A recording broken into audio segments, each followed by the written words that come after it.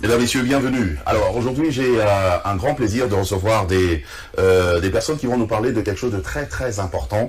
La chose, au fait, c'est une chose qu'on ignore concernant justement les Juifs, les Hébreux. Et le saviez-vous que les Juifs étaient des Noirs? Est-ce que vous le saviez? Enfin, on va essayer d'en parler aujourd'hui avec nos invités qui ont accepté notre invitation. Il s'agit bien sûr du docteur Aké Dieudonné. Bienvenue. Merci, bonjour. Bonjour, et nous avons aussi le docteur King Fortuné, avec qui on a parlé d'ailleurs depuis très très longtemps. On préparait cette émission. Bienvenue. Merci. Voilà, alors je m'en vais directement, je pose la première question parce que c'est vraiment cette question-là qui va nous aider justement à avancer. Hein. Vous allez essayer de répondre tout le temps à deux. Je commence par docteur Aké. Vous dites que les Juifs, les vrais Hébreux sont des Noirs, les Africains. Nous. Pourquoi? D'accord, merci. Je voudrais saluer les téléspectateurs de Congo Web et qui nous suivent actuellement et dire que nous sommes si heureux de partager ce thème avec eux. Et les Juifs sont noirs. C'est choquant. C'est choquant. C'est choquant, mais c'est une réalité parce que quand on parle de Juifs ou Hébreux, cela fait attrait aux Saintes Écritures, à la Bible. Parce que la Bible, nous savons bien que Dieu a donné sa parole à un peuple donné. La Bible dit que Dieu a regardé parmi tous les peuples, il a choisi, n'est-ce pas, une nation. Une nation. Voilà, qui devait, n'est-ce pas, être appelée la nation élue, le peuple élu. Et c'est à ce peuple élu que Dieu a confié sa parole. Et ce peuple-là s'appelle le peuple d'Israël. Et maintenant, nous disons aujourd'hui qu'Israël est un peuple noir. Et ça choque parce qu'il y a un peuple qui existe aujourd'hui. En Israël. Sur le territoire appelé Israël. Israël et qui n'est pas noir. Et qui n'est pas noir. Voilà. Et donc ça peut paraître scandaleux, mais nous voulons partir sur la base des Saintes Écritures parce que si Dieu a parlé de son peuple dans les Écritures, il a dû identifier ce peuple-là.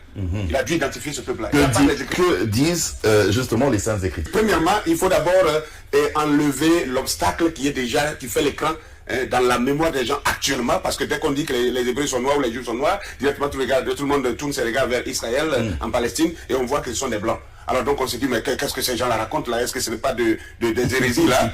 Alors nous allons voir dans Apocalypse chapitre 2, le verset 9, Apocalypse 2, verset 9, qui nous dit quelque chose de très clair et de très précis. Je connais ta tribulation et ta pauvreté, bien que tu sois riche, et les calomnies de la part de ceux qui se disent juifs et ne le sont pas, mais qui sont une synagogue de Satan. Ça, c'est terrible. Dieu est en train de nous prévenir qu'il y a un peuple qui allait se substituer au peuple élu et qui allait se faire passer pour des juifs et qui ne seraient pas des juifs. C'est une imposture, ça. C'est une imposture, mais qui sont une synagogue de Satan, c'est-à-dire des adorateurs de Satan. Une synagogue, c'est un endroit où les juifs se rassemblent pour adorer. Mais Dieu précise que ce sera les gens de la synagogue de Satan. Ça, c'est terrible. Et nous devons faire attention à cela parce que, alors là, si on ne fait pas attention, on risque de prendre le faux pour le vrai. Et le vrai pour le faux, c'est ce qui a été fait d'ailleurs. D'ailleurs, encore, et après chapitre 3, 9 dit encore la même chose et enfonce la chose plus gravement. Et après 3, 9 qui nous dit encore, voici, je te donne de ceux de la synagogue de Satan qui se disent juifs et ne le sont pas, mais qui mentent. Vous voyez le mot qui est utilisé par Dieu ici, qui mentent. Voici, je les ferai venir se prosterner à tes pieds et connaître que je t'ai aimé. Alors, Dieu dit, je te donne de ceux de la synagogue de Satan qui se disent juifs, mais qui ne le sont pas, mais qui mentent. Quand Dieu dit que quelqu'un ment, il faut bien peser ce mot-là. C'est grave. C'est très grave. Dans la Bible, Jésus a dit que celui qui est le père du mensonge, c'est Satan. C'est Satan. Donc ce peuple-là, Dieu l'a identifié comme étant le peuple de Satan. Voilà pourquoi ceux qui sont en Israël, d'abord à commencer par la langue qu'ils parlent, ce n'est pas l'hébreu, ils parlent le yiddish. Ça, ceux qui ne le savent pas, c'est de l'ignorance. Et le yiddish, c'est une langue germano-turque, mélangée des mots slaves. Deuxièmement, ces gens qui sont là-bas, ils se définissent comme étant des Ashkénazes, des Khazars et des Sepharas.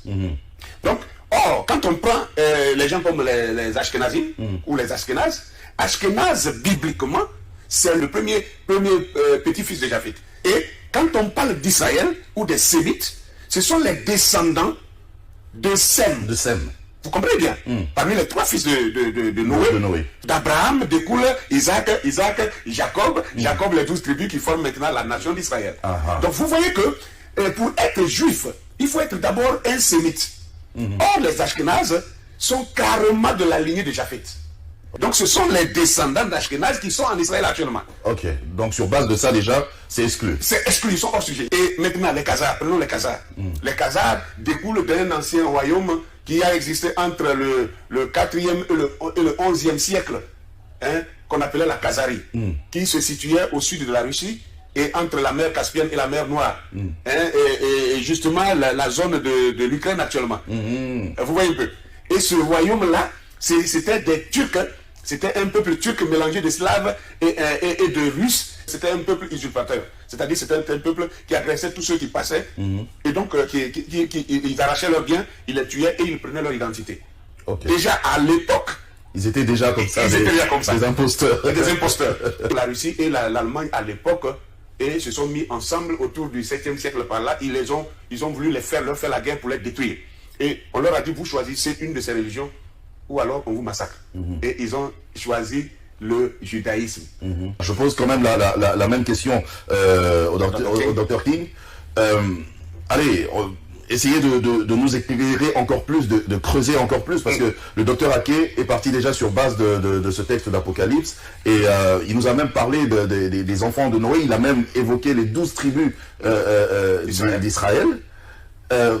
Mais tout ça ne montre pas que le juif est mort. Oui. Ok, ben, je crois que c'est une situation, une question très, très complexe, et puis il faut avoir plus du temps pour développer, mais je pense que nous sommes ici pour donner quelques briefs. Premièrement, je vais prendre la notion de la numérologie.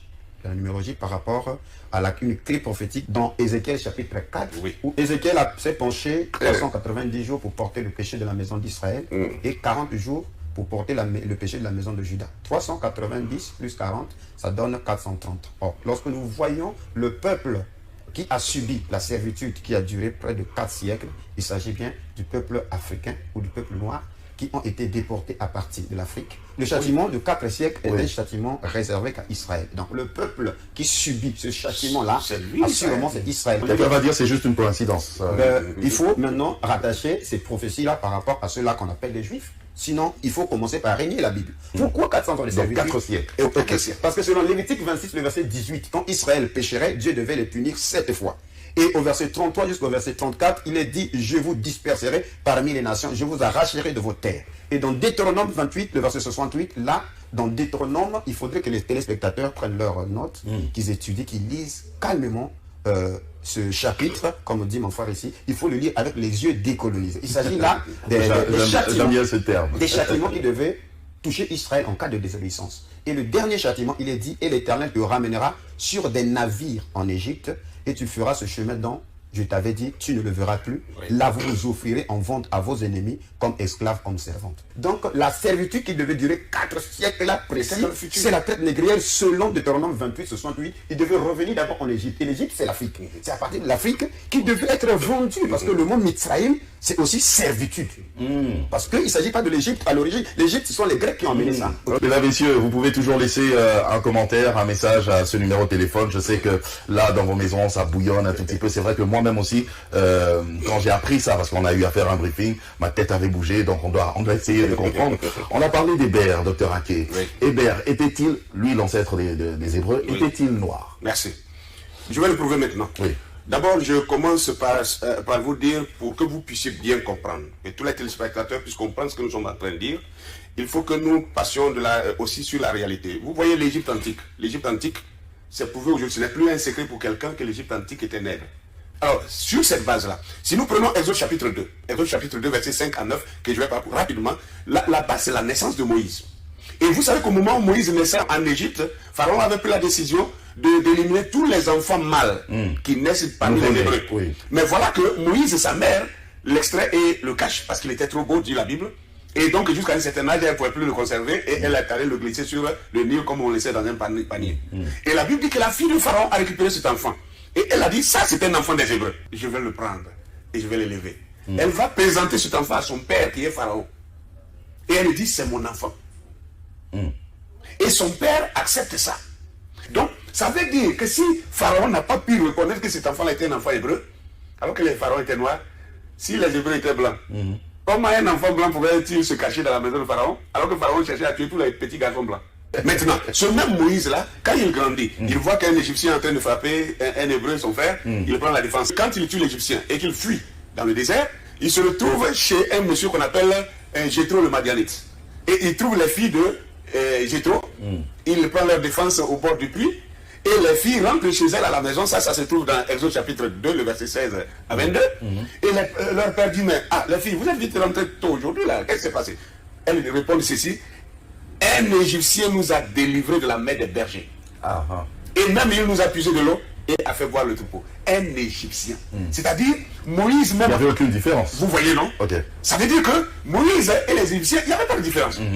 Maintenant, tout le peuple d'Israël, quand Jacob meurt en Égypte, et que Joseph décide d'aller enterrer son père à Canaan, n'est-ce pas? Cette histoire se trouve dans Genèse 50. Genèse chapitre 50, versets 7 à 11. Et Joseph fut en l'honneur de son père un deuil de 7 jours. Les habitants de Canaan furent témoins de ce deuil dans l'ère d'Atad, et ils dirent, voilà un grand deuil parmi les Égyptiens. C'est-à-dire tout Israël, tous les enfants d'Israël, ils quittent l'Égypte, ils reviennent à Canaan pour enterrer leur père, eux on les confond aux Égyptiens. Si les Égyptiens sont noirs, et que toute la famille d'Israël... Tout le monde était confondu. Ils sont confondus. Attendez. Tout le monde était noir. Alors, maintenant on va entendre ce que Job dit de sa propre peau, sa couleur. Job 30, le verset 28 et 30. Job 30, 28 et 30. Job dit ceci: je marche noirci, mais non par le soleil. Je marche noirci, mais non par le soleil. Je me lève en pleine assemblée et je crie. Ma peau noircit et tombe. Mes os brûlent et se dessèchent. Job qui parle comme ça. Je marche noirci, mais ce n'est pas le soleil qui marche. Si ce n'est pas le soleil, ça veut dire quoi? Il est né naturellement noir. Donc Job, dans sa galère, dans sa misère, dans sa souffrance, dans sa maladie, ça dit quand un Africain a souffert les maladies, il devient plus noir. La misère, la galère. Il est en train de dire ça. Un blanc, même malade, ne peut pas devenir noir. Non, pas du tout. Ça c'est clair. Est-ce que Jésus était noir? Que Jésus est né parmi les Hébreux. Et si les Hébreux sont noirs, Jésus est né parmi les Hébreux en tant que noir. Jésus n'a jamais été blanc. D'accord. Dr King, maintenant là vous le dites, vous le développez et voilà, vous essayez de faire comprendre au peuple noir que ben voilà, ce sont les noirs qui sont les vrais juifs, les vrais Hébreux. Alors, qu'est-ce qui a fait que les identités changent? Aujourd'hui, les juifs, c'est d'autres personnes là qu'on connaît, qui sont en Israël, qui sont tout blancs, et les noirs, ben voilà, c'est nous, on est là comme ça. Ben merci. Premièrement, il y a la prophétie ou le conflit entre Jacob et son frère Esau. Ces deux nations, depuis le sein de leur mère, ils étaient en guerre. Mais il a été annoncé que l'aîné sera assujetti par le plus petit, le cadet. Et la bénédiction a été donnée à Jacob, et Esau s'est vu être privé de tout. Mais au moment où Jacob sera dans un état d'errance, alors Esau va se délivrer de son joug. Il va contre-attaquer.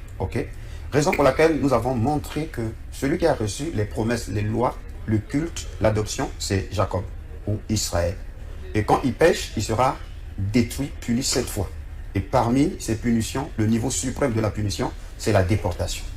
Ésaïe 18 parle, le verset 1 à 7 parle de ce pays qui fait ombrage avec ses ailes, tel où retentit les cliquetis des armes, qui est au-delà du fleuve de l'Éthiopie, ce pays qui est coupé par le fleuve. Le verset 7 dit qu'en ce temps-là, des offrandes seront apportées par ce peuple vigoureux, nation puissante qui écrase tout et dont le pays est coupé par des fleuves. Et Sophonie 3, le verset 10, dit d'au-delà des fleuves de l'Éthiopie, mes adorateurs, mes dispersés, m'apporteront des offrandes. Donc, conformément à ces deux écritures, Ésaïe 18 et Sophonie 3, 10, nous comprenons par là fleuves de l'Éthiopie. Ça veut dire que les dispersés d'Israël vont se retrouver au temps de la fin, au-delà des fleuves de l'Éthiopie. Ça, on peut faire recours à n'importe quel géographe ou à n'importe quel anthropologue, il va nous faire comprendre que nous sommes bien sûr au-delà des fleuves de l'Éthiopie. Donc, qui sont au-delà des fleuves de l'Éthiopie? C'est un peuple, nous sommes au-delà des fleuves de l'Éthiopie. Il est au-delà des fleuves de l'Éthiopie. Maintenant, nous devons nous examiner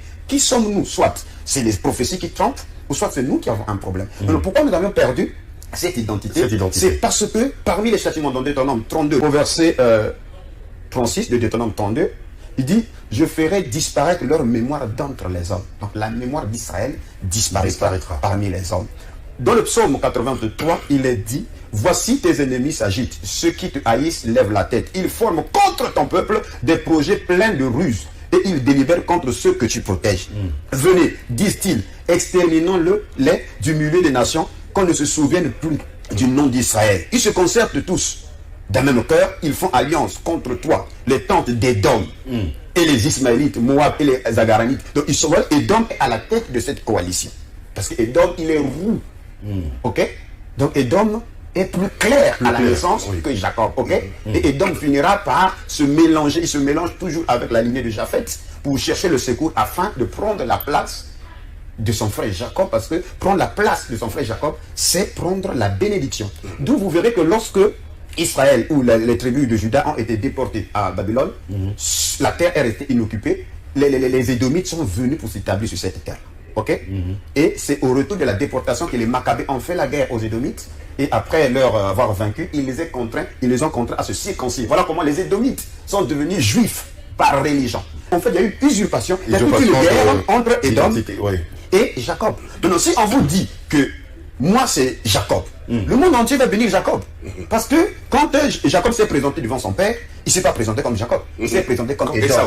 Et Isaac a béni Ésaü, alors que la bénédiction tombait sur Jacob. Rendez-vous compte que nous sommes Israël et vous bénissez un autre peuple qui n'est pas Israël. Mais la bénédiction, elle est effective. Ça va sur ce peuple-là. Parce qu'Israël avait reçu, selon Deutéronome 28, la bénédiction des finances.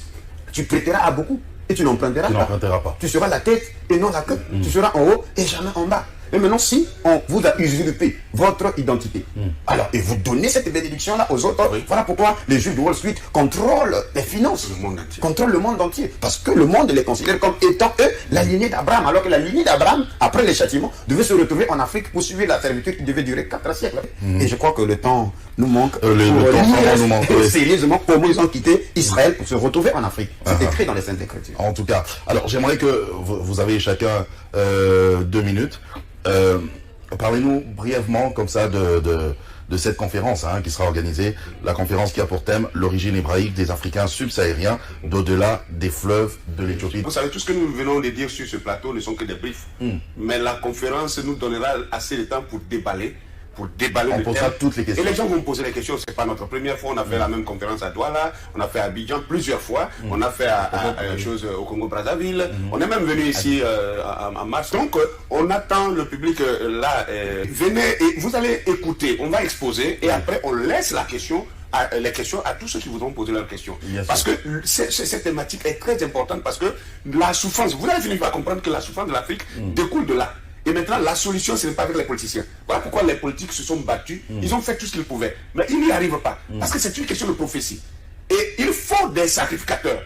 Il faut que le peuple de Dieu prenne conscience et que le peuple se réveille, que le peuple retourne à son Seigneur avec des pleurs et la repentance. C'est alors que Dieu va ôter l'iniquité de dessus d'Israël et on va reprendre l'ascendance. Notre identité. Oui, et l'ascendance aussi. Voilà pourquoi les signes nous montrent que l'Europe est en train de chuter. Et l'Europe chute parce que le temps de Jacob arrive pour qu'il reprenne l'ascendance. Ça paraît une folie que je raconte. Les gens, beaucoup ne croient pas que l'Afrique va se relever. Ça, c'est grave. Mais c'est une prophétie. Si Dieu a dit, je vais frapper ces gens, mais je vais les guérir. Il nous a frappés pendant 400 ans. Traite négrière, travaux forcés, apartheid, colonialisme, néocolonialisme actuellement. Mais nous allons nous relever. Ça aussi, c'est une prophétie. C'est aussi, Dr King, si je suis juif, d'accord, ok, par rapport aux explications que vous avez données, d'accord, je l'accepte. Mais je ne parle même pas hébreu, moi. Mes frères non plus. Alors comment vous pouvez dire comme ça que voilà, je suis hébreu? Oui, moi je parle le lingala. Mais déjà les Hébreux dans la Bible, où les Israélites ne parlaient pas tous la même langue. Vous verrez, juste en 1 minute. Ok. Dans Ésaïe 19, le verset 18, lorsque la restauration de l'Afrique commence, il dit en ce temps-là, 5 villes dans le pays de l'Égypte parleront la langue hébraïque. Donc selon Dieu, l'hébreu se retrouvera au cœur de l'Afrique. Ce que vous êtes en train d'ignorer, c'est que l'hébreu s'est éclaté et une grande partie des mots se retrouvent dans le lingala, dans le kikongo, dans le swahili, dans le luba, etc. Disons, au commencement, Dieu créa les cieux et la terre et l'esprit de Dieu se mouvait au-dessus des eaux. Le mot hébreu eau, c'est maïm. Maïm. Et c'est le même mot que vous retrouvez en lingala. Oui, nous aussi on dit maï. Ok. Alors, Israël se retrouve conformément à Ézéchiel 37, au-delà même de la mort, parce que c'est les ossements desséchés. Dans nos églises, on nous a dit que nous étions des ossements desséchés, etc. etc. Mais Ézéchiel n'a pas vu l'église, il avait vu le peuple d'Israël qui est rentré après la mort. Elle s'est déculturée, mais l'espoir est à venir parce que la voix de la prophétie, il y aura un bruit qui va remuer ou rassembler les os et après les nerfs, la peau et la chair. Donc ce que nous faisons ici, c'est peut-être la première étape qui rassemble les os et aussi les nerfs. Parce que les nerfs, c'est le retour de la mémoire. Voyez-vous, pour vous dire que vous ici, les habitants de la RDC, ceux qui sont à Kinshasa, je vous appelle mes frères israélites. Alors nous vous invitons de venir massivement, venir découvrir votre identité parce que c'est lié à votre royauté. Parce que aussi longtemps que nous perdons notre identité, nous avions aussi perdu la royauté. Alors Jacob devient esclave en ce moment-là et Edom commence à régner. Mais la mission, c'est de renverser la tendance. En tout cas, merci Dr King, merci Dr Ake. Donc si je comprends bien, en réalité, on ne devrait même pas avoir des conflits, des guerres entre nous en Afrique parce que nous sommes un seul peuple. Pas du tout. Nous sommes des Hébreux, les vrais. Les vrais juifs, oui. C'est pourquoi c'est important qu'on le comprenne. Ah, c'est ça qui va nous unir. Alors pourquoi on se bat? On se retrouve la prochaine fois. Vous avez des questions, laissez vos questions. Nous allons revenir ici pour rappeler le Dr Ake et le Dr King. Ils vont répondre à toutes vos questions et vos préoccupations. Je vous aime. Au revoir.